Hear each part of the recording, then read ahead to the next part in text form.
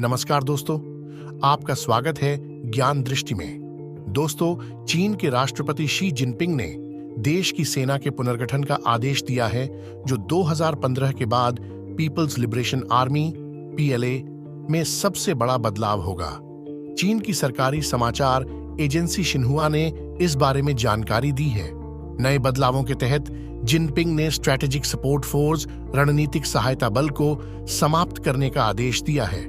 इस बल को 8 साल पहले बनाया गया था और इसका उद्देश्य अंतरिक्ष, साइबर, राजनीतिक और इलेक्ट्रॉनिक युद्ध में क्षमताओं को बढ़ाना था। नए बदलाव साफ बताते हैं कि चीन के आका जिनपिंग सेना को आधुनिक युद्ध की परिस्थितियों को लिए तैयार करने में जुटे हुए हैं, जिसमें इलेक्ट्रॉनिक वॉर की प्रमुख भूमिका होगी। शिन्हुआ की 19 अप्रैल को जारी रिपोर्ट के अनुसार रणनीतिक सहायता बल की जगह जिनपिंग सूचना सहायता बल (इंफॉर्मेशन सपोर्ट फोर्स) नाम से एक नई फोर्स बनाई है। चीनी रक्षा मंत्रालय ने एक बयान में कहा, एरोस्पेस और साइबर यूनिट पहले रणनीतिक सहायता बल के अधीन थीं, अब संगठनात्मक रूप से नवनिर्मित इंफॉर्मेशन सपोर्ट फोर्स के समानांतर होंगी।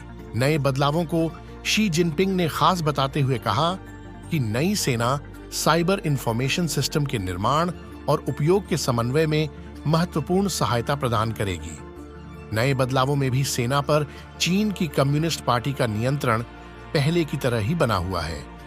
ली वेई को नए बने इंफॉर्मेशन सपोर्ट फोर्स का राजनीतिक कमिश्नर बनाया गया है। इसके पहले वे समाप्त हो चुके रणनीतिक सहायता बल के लिए यही भूमिका निभा रहे थे। चीन के सरकारी टेलीविजन CCTV की रिपोर्ट के अनुसार बीई को इंफॉर्मेशन सपोर्ट फोर्स का नया कमांडर नियुक्त किया गया है।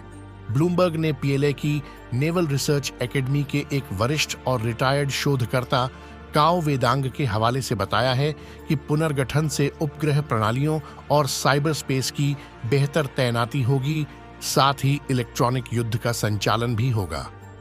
चीन की स्ट्रैटेजिक सपोर्ट फोर्स के पिछले कमांडर जू क़ियानशेंग पिछले साल अचानक लापता हो गए थे।